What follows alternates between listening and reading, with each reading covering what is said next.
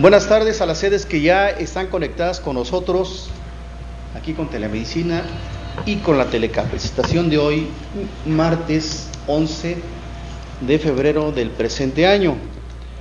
Tenemos con nosotros a la doctora Leticia Martínez Cruz.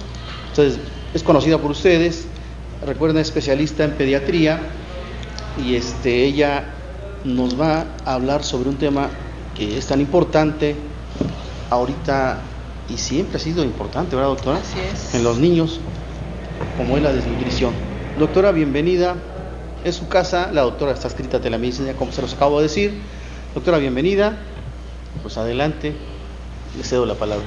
Muchas gracias, doctor. Primero, enviándole un saludo a toda la concurrencia que tenemos acá.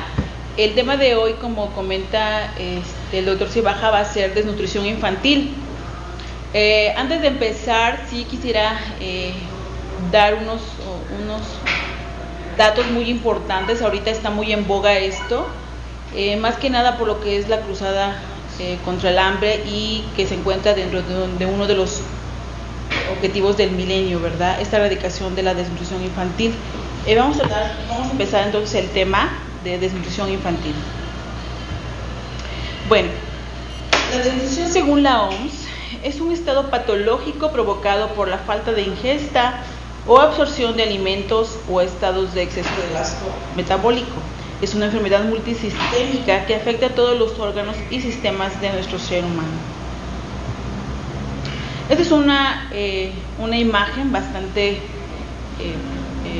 que nos da mucha información acerca de la distribución de la desnutrición en el mundo, donde nos informa que poco más de 842 millones de personas sufren desnutrición. Aquí vemos a México, que ocupa dentro de esos 842 millones el 0.9%, ¿no? Y África con un 27%, América Latina con un 5.7%. Vamos a hablar de lo que es la magnitud, que de acuerdo a Ensanud 2012, en todo el país 2.8% de niños menores de 5 años presentan bajo peso. Además de que el 13.6% de estos niños menores de 5 años muestran baja talla, y el 1.6% una desnutrición aguda o emaciación. Todo esto es, acordémonos, en México. Esta es una imagen que encontramos acerca de las prevalencias de desnutrición en menores de 5 años, donde en Salud se ha hecho la tarea de hacer estas comparativas en 1988 y actualmente en 2012, donde observamos claramente que sí ha habido una disminución, y que ahorita por bajo peso volvemos a insistir, un 2.8%, una talla baja de 13.6% y niños emaciados con 1.6%, y donde observamos estas diferencias. Sabemos que las mayores prevalencias de baja talla se encuentran en el sur del país con 19.2%. Acordémonos que nosotros, Oaxaca, somos el sur del país, ¿no? Y estas a su vez están referidas a las localidades rurales de estas regiones, donde presentan aún una prevalencia mucho más incrementada, que son del 27.5%. Si hacemos un recuento respecto a los datos anteriores, tenemos 13.9 puntos porcentuales arriba del promedio nacional, que es un 13.6%, y con esto pues nuevamente volvemos a incidir, ¿no?, que realmente el sur del país son los lugares donde más prevalece la baja talla. Tenemos otra imagen donde aquí son mucho más visuales estos datos, y en donde Oaxaca es la entidad donde más niños menores de 5 años mueren por desnutrición. Es un reporte de la Secretaría de Salud, y la fuente es el informe de rendición de cuentas de la Administración Pública Federal del 2006 al 2012. La tasa de mortalidad por desnutrición, es decir, por cada 100,000 niños menores de 5 años a nivel nacional, es de 4.8%. Pero en los estados que, como vemos en la imagen de México, este porcentaje de tasas de mortalidad por esto pues no es el mismo, ¿verdad? Donde observamos claramente que a lo mejor en Chihuahua es el 8.6%, pero en Oaxaca claramente observamos que es el 19.3%. En consecuencia, Pues tenemos lo mismo de siempre, ¿no? Los problemas sanitarios que se han mantenido desafortunadamente por las inequidades en salud y atención sanitaria que han ido aumentando, y obviamente las intervenciones en salud que solamente están centradas actualmente en lo curativo más que en lo preventivo, y estas han sido insuficientes. A todo esto, los determinantes de salud de la desnutrición involucran lo que son el medio ambiente, los estilos de vida, la biología humana, los sistemas de asistencia sanitaria, y cada uno nos da factores de riesgo que vamos a ver enseguida.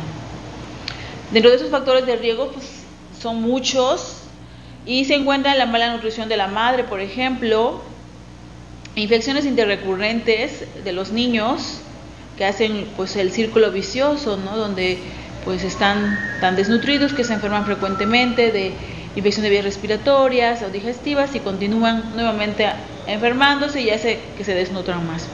La prematurez, la desnutrición in útero, la lactancia materna reemplazada actualmente por los tiempos pues, tan rápidos, ¿no? Donde el seno materno ya no es ofrecido con tal regularidad y donde se pierden todas las bondades de lo que es la lactancia materna, ¿no? Y obviamente el medio socioeconómico bajo.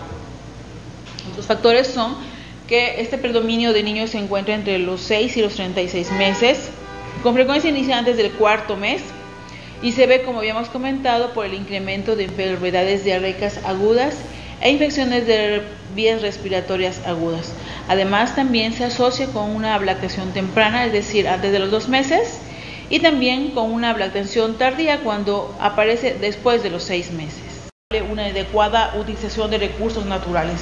Todo esto hace que tengamos pues niños desnutridos, y es muy difícil las intervenciones de salud a menos que nosotros tengamos la actitud suficiente para poder realizarlas. Afortunadamente se han tomado algunas decisiones, y en enero del 2013 se puso en marcha la Cruzada Nacional contra el Hambre, que tiene como meta abatir la pobreza extrema alimentaria que presenta 7.1 millones de mexicanos. A 10 meses de iniciarlo hay aproximadamente 400 municipios prioritarios en donde el Servicio de Oportunidades distribuye 212.436.306 dosis de suplementos alimenticios familiares para menores de 5 años, mujeres embarazadas y en la lactancia. Estos suplementos alimenticios se ven divididos básicamente en numerosas intervenciones en desnutrición, que obviamente van a ser englobadas de acuerdo a cada entidad federativa. Y que claro, gracias a esta cruzada sin hambre, se determinan 3 principales puntos de acción a esta desnutrición infantil. Tratar de combatir cero hambre a partir de una alimentación y nutrición adecuada de las personas en pobreza multidimensional extrema y carencia de acceso a alimentación. Eliminar la desnutrición infantil aguda y mejorar los indicadores de peso, talla de la niñez, y promover la participación comunitaria para la erradicación del hambre. Pero ustedes, como médicos que son de contacto, ¿saben cómo empieza una desnutrición? Porque al parecer no se ve la desnutrición hasta que pues estamos esperando casi el signo de la bandera y lesiones pues dérmicas, niño, un kwashiorkor, no un marasmo, ¿no? Pero si nosotros tenemos ese cuidado, esa sospecha clínica diagnóstica de saber que algo está pasando y que obviamente tenemos factores de riesgo, como que estamos trabajando en comunidades rurales donde las medidas económicas no son suficientes, pues sabemos cómo puede empezar una desnutrición y poder incidir en este punto. Bueno, ¿cómo empieza la desnutrición? La fisiopatología. Va a iniciar con la adaptación nutricia, con la creación de nuevas condiciones homeostáticas ante la carencia de nutrimientos e infecciones. La fase inicial se debe a la disminución de sustratos calóricos que provoca la movilización de grasa de tejido adiposo y el peso corporal disminuye. Clínicamente, ¿qué voy a estar yo observando en el niño? Una reducción en el periodo de juego, reducción en su actividad física y unos periodos de descanso más prolongados.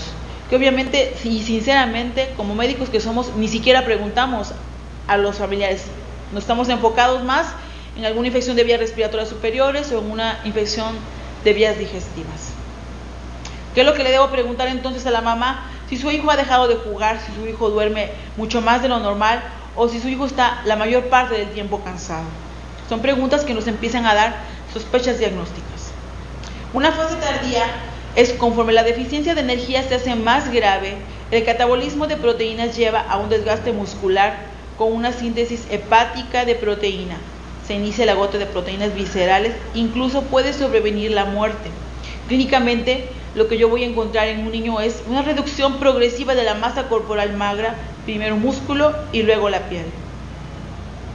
Entonces, ¿qué es lo que debo de preguntar? Además de que lo voy a ver clínicamente, voy a preguntarle a la mamá, ¿ha perdido peso su hijo? ¿Se enferma con frecuencia de gripa o de diarrea? ¿Su hijo tiene lesiones en la piel? ¿O por qué está tan delgado su hijo? Que nos llame la atención eso. Seamos escrutiniosos con el niño. No solamente, no perdamos estas valiosas oportunidades en el momento de la consulta, porque podemos prevenir algo muy importante, una desnutrición infantil. Ahora, ¿sabemos qué es lo que está sucediendo realmente en el cuerpo del niño? Es algo muy importante como médicos saber para que así nosotros podamos entender los resultados del laboratorio. Hematológicamente y a nivel de oxígeno hay una disminución de hemoglobina y glóbulos rojos, la disminución de masa corporal magra y hay menor actividad y disminuye el oxígeno. Para mejorar todo esto, obviamente yo requiero ofrecer al niño hierro, ácido fólico, vitamina B2. Si no la hay, voy a llevar al niño a una anemia funcional con hipoxia tisular secundaria. ¿Qué significa? Que si yo detecto oportunamente con hierro, ácido fólico y vitamina B2, voy a mejorar las condiciones. La función cardiovascular y renal va a disminuir el gasto cardíaco, la frecuencia cardíaca y la tensión arterial, va a haber datos de hipotensión postural y taquicardia. Son datos que yo le puedo preguntar al niño si se marea, o a veces el niño dice que el corazón le late muy rápido, incluso las mamás nos dicen.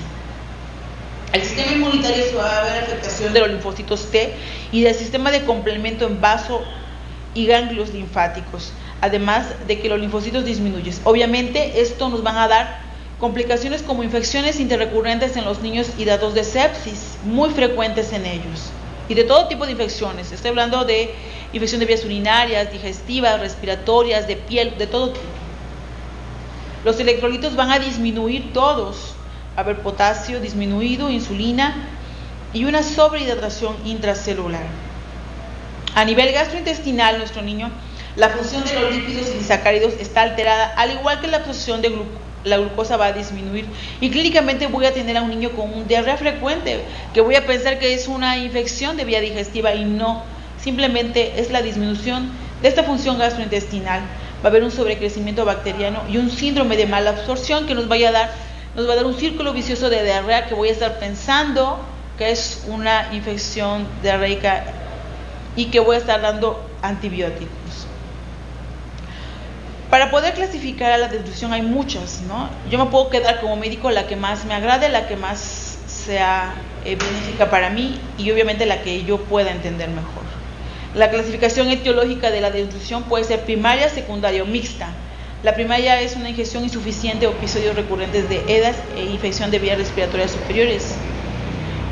La clasificación etiológica secundaria es por una inadecuada absorción por una enfermedad subyacente y una mixta es una ingesta inadecuada e infecciones interrecurrentes. La otra clasificación es una clasificación clínica que va a ser energética, proteica y energética proteica. La clasificación clínica energética va a ser el Kwashiorkor, que ahorita más adelante vamos a mostrar unos datos clínicos para poder identificarla con más facilidad. La proteica, que es el marasmo, y la energética proteica, que es una mixta marasmo-Kwashiorkor. La clasificación por el tiempo de evolución de la desnutrición puede ser aguda, crónica o crónicos agudizados. En la aguda voy a encontrar un déficit de peso en el niño. En el crónico voy a encontrar un déficit de talla y en el crónico agudizado déficit de talla y peso. Obviamente, una desnutrición aguda me está hablando de una nutrición inmediata, de apenas, que puede ser una deshidratación solamente, porque es el peso el que se encuentra definido. Y en la crónica, cuando estamos hablando de talla, me está hablando justamente de que es una decisión de larga evolución. Hay otra clasificación de Federico Gómez que va a depender del grado por pérdida de peso y en donde se va a demostrar un déficit donde va a ser de primer grado del 10 al 24%, de segundo grado del 25 al 39% y de tercer grado cuando hay un déficit del más del 40%. Esto es una de las clasificaciones más sencillas de identificar, que no pasan de moda y que nos da una apertura para poder decidir en qué grado de nutrición estamos y qué medidas podemos iniciar. Un ejemplo muy sencillo, se los demuestro aquí. Obviamente para esto ustedes ya deben saber cuáles son los pesos ideales para los meses de los niños, que es algo muy fácil. Por ejemplo, aquí nos estamos mostrando un masculino de 8 meses que en este ejemplo tiene un peso de 5 kilos y que al nacer pesó 2.8. El peso ideal de este niño serían 7.8 kilos, pero el peso actual de este masculino es de 5 kilos. Haciendo la cuenta, según Federico Gómez, tiene un grado de desnutrición de un 36%, que lo coloca en un segundo grado de desnutrición. Otro ejemplo es un femenino de 3.5 años con un peso actual de 10 kilos, sabiendo que la regla para saber el peso ideal es la edad por 2 más 8, donde sabemos que este femenino de 3.5 años debe tener un peso ideal de 15 kilos, pero tiene 10. De acuerdo a la regla de Federico Gómez, tiene una desnutrición de segundo grado por déficit del 34%. Entonces son ejemplos muy sencillos que podemos sacar simplemente en nuestra consulta, sabiendo bien estos porcentajes y para poder definir y englobar los grados de desnutrición en los niños. Hay otras clasificaciones mucho más finas y que obviamente requieren un poquito más de práctica, que son las clasificaciones de Waterloo, que utiliza peso, talla, edad y los agrupa en 2 índices importantes, que es peso para la talla y talla para la edad. Y obviamente el primero nos hace ver una desnutrición actual y el segundo una desnutrición pasada.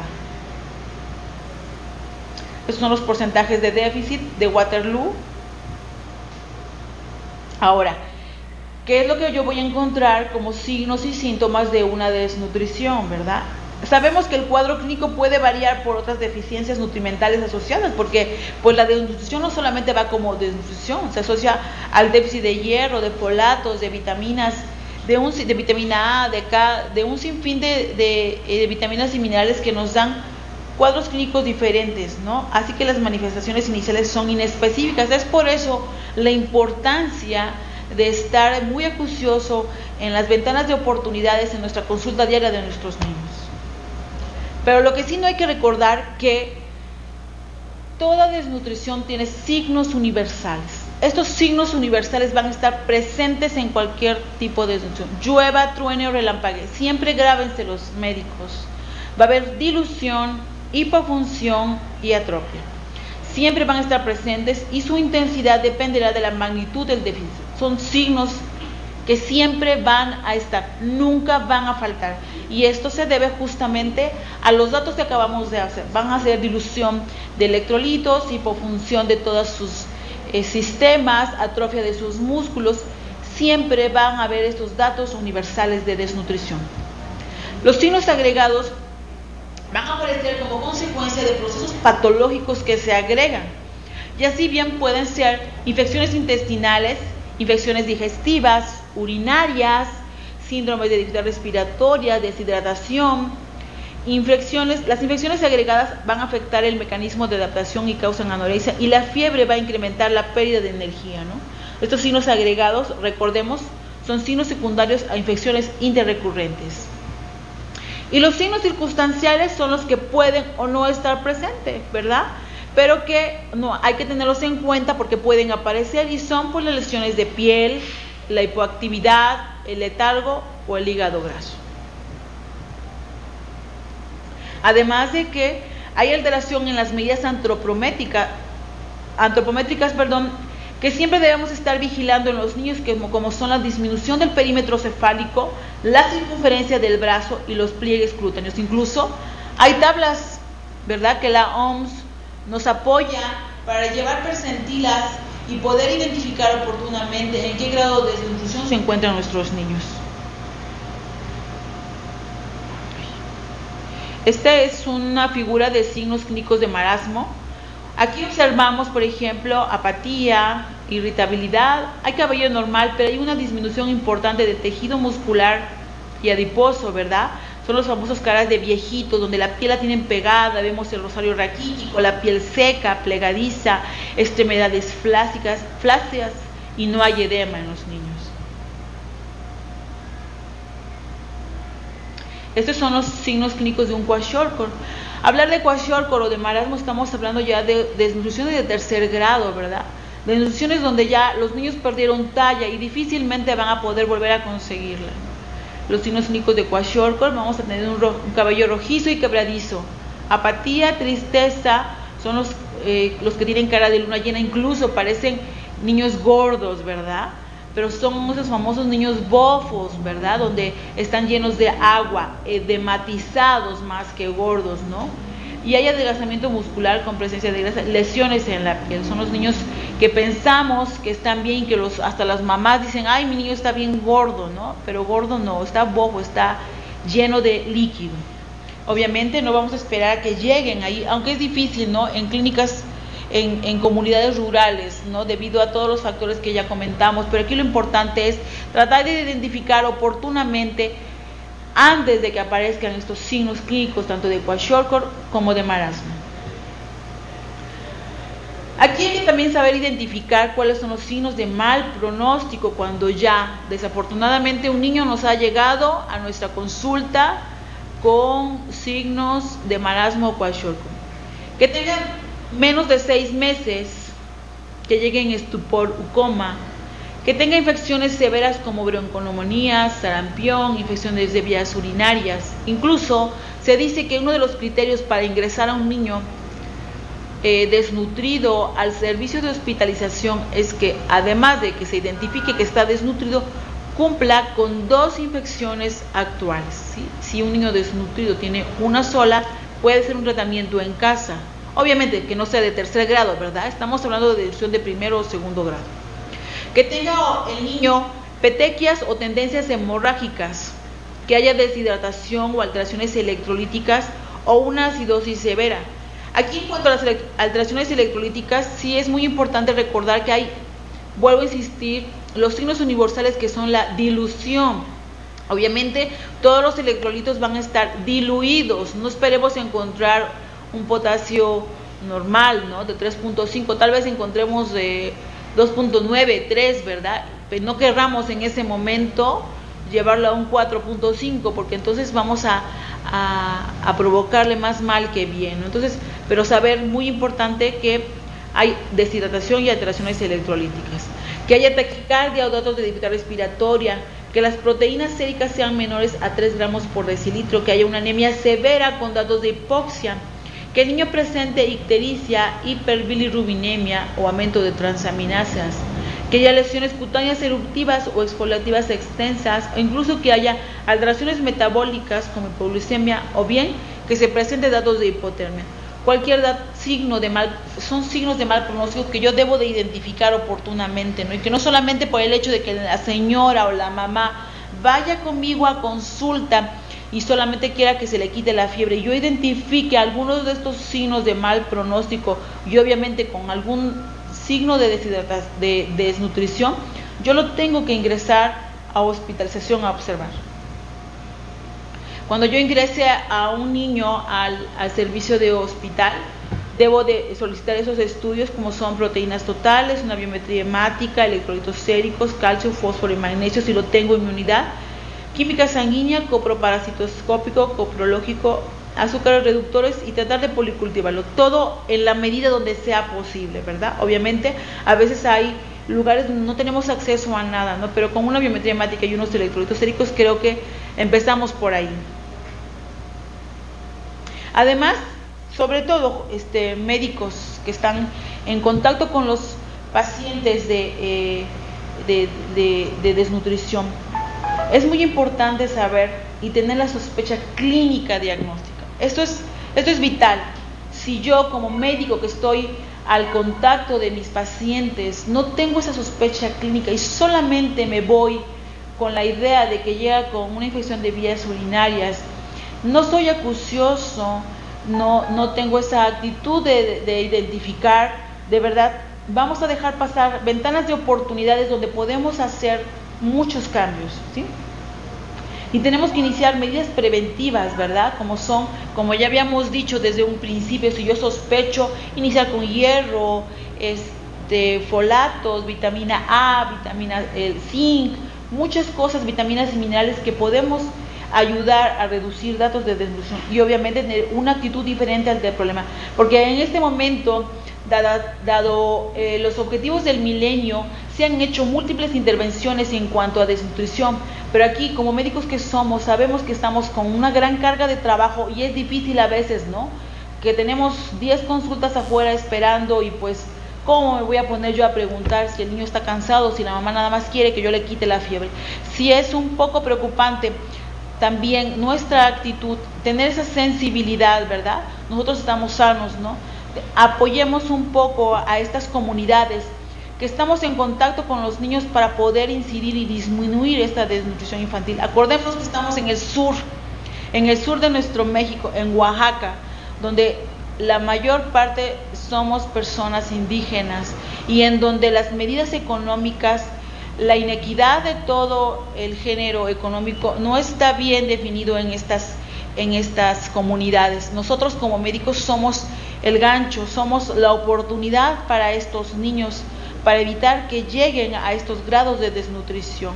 Hagamos entonces medidas preventivas, introduzcámonos por favor en intervenciones contra la desnutrición y así, de verdad, créanme, en cuestión de 6 meses, 1 año, ustedes van a haber disminuido la presencia de infecciones recurrentes de vías respiratorias en niños, la insistencia de reingresos hospitalarios de niños que vienen por diarrea que pensamos que son infecciones y no, resulta que simplemente es el inicio de una desnutrición, ¿no? Actuemos con actitudes diferentes ante este problema de salud que ahorita, gracias a la Cruzada contra el Hambre, se ha identificado y que se están apoyando en muchos municipios. Obviamente los tratamientos para la desnutrición son muy amplios, son muy largos y van a depender de cada niño en particular, ¿verdad? El de primer grado, si yo identifico, es una alimentación adecuada considerando aspectos de nutrición, dietológico y cultural. Yo no le puedo decir a una mamá que no tiene para comprar pues huevos, dele huevos al niño, ¿verdad? Tengo que ver cuál es la alimentación en esa cultura, en ese medio de la comunidad, ¿no?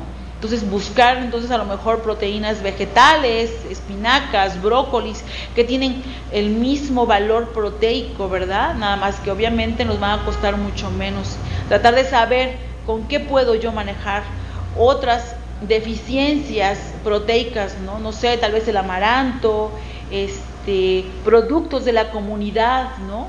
No precisamente tiene que ser un buen pedazo de tasajo, un huevo, 3 veces o 5 veces por semana. Tengo yo que saber como médico y apoyarme en mis promotores de salud y en personas de la comunidad para que ellos nos apoyen de esta forma y hacer un tratamiento integral, porque yo como médico le puedo decir, ¿no? Pero ¿qué tal si le estoy explicando a la mamá y para empezar la mamá indígena no sabe español? Pues ahí ya empezamos mal, ¿verdad? O que yo estoy hablando en español y de pronto la mamá me dice a todos sí y resulta que la mamá habla chatino. Entonces, ojo médicos, no nos desesperemos, nosotros somos el punto de acción, somos la moneda del cambio, apoyemos a estos niños con los tratamientos, ¿no? Sabemos nosotros que debemos enseñarles, ¿no?, al plato del buen comer, ¿no?, a tratar de identificar, y esto lo podemos hacer desde los chiquitines, ¿no?, porque ya a veces incidir esto en adultos pues ya es bien difícil, ¿no? Pero si nosotros enseñamos estos hábitos alimenticios en nuestros niños al rato, créanme, son ellos mismos los que nos van a decir, oye mamá, que no me dijiste que yo comiera esto. Son los mismos niños los que nos van a enseñar a comer a nosotros los adultos. Pero nosotros como médicos tenemos que educarlos. Es algo muy difícil, es algo laborioso, es algo tedioso, pero que a la larga nos va a llevar con buenas respuestas hacia una adecuada nutrición infantil. Aquí les dejo una tabla de los requerimientos de energía que debe tener aproximadamente cada niño de acuerdo a la edad de peso, en cuanto a kilocalorías por día y proteínas por gramo por día que requieren, para que ustedes sepan una idea de más o menos qué porcentaje requiere pues cada niño, ¿no? Obviamente mientras más edad tenga, más kilocalorías por día van a requerir, y esto sabemos que en comunidades rurales difícilmente se van a alcanzar las kilocalorías, pero tenemos nosotros que apoyarnos con todos nuestros recursos que tengamos para poder llegar a la meta. El segundo grado de retención de un tratamiento de una desnutrición son cantidades adecuadas de alimento conforme a la capacidad, tratar las enfermedades asociadas y la rehidratación. Se escucha muy pequeño, pero en realidad son trabajos muy grandes que se deben hacer, porque se inician con tratamientos para 36 horas y se siguen con tratamiento de 2 a 5 días, ¿verdad? Obviamente que son tratamientos para hospitales donde se pueden iniciar con los tratamientos, y de acuerdo a la evolución del niño se decide si se queda o se envía ya a un segundo o a un tercer nivel, dependiendo de la evolución que tenga el tratamiento. Acordemos que son niños que no se desnutrieron en 2 días, ¿no? Que no son afecciones que las obtuvieron en cuestión de a lo mejor, no sé, 3 días, 1 día, ¿no? Sino que de alguna manera ya llevan una cronicidad. No esperemos ver mejorías en una semana, doctores, no nos desesperemos. Tenemos que ver muchas pautas y muchas cosas muy pequeñas para ir valorando cuándo va a haber una adecuada homeorexis en nuestros niños, ¿sí? Aquí tenemos ya el tratamiento de un segundo a un séptimo día, donde tenemos que ir ingestando poco a poco, incrementar las calorías por día. No podemos, si yo sé que un niño de 2 años requiere 1300 calorías, yo no le puedo dar 1300 calorías a un niño que ha estado recibiendo 800 calorías por día, si acaso. Si yo me voy a los extremos, de verdad voy a provocar más daño de lo que es. Hay que irnos lentos, porque una desnutrición, si yo me tardo 1 mes en desnutrirme, tal vez me tarde 1 mes en volver a revertir el daño. El tercer grado, obviamente, estamos hablando de marasmos cuashiorcos con infecciones interrecurrentes, múltiples, multisistémicas, son envíos a tercer nivel. Obviamente tengo que hacer estabilización en mi unidad y hacer el envío lo más oportuno posible. Y pues, jóvenes médicos, no sé si tienen ahorita alguna duda, algo que quieran preguntarme respecto a desnutrición infantil. Sé que los tratamientos es un tema mucho más largo, mucho más dedicado. Claro que Muchas sí. gracias por haber estado con nosotros. Buenas tardes, doctora. Gracias a ustedes por escucharnos. Gracias a todos los médicos que nos escucharon. Les agradezco haber estado con nosotros. Que tengan buenas tardes.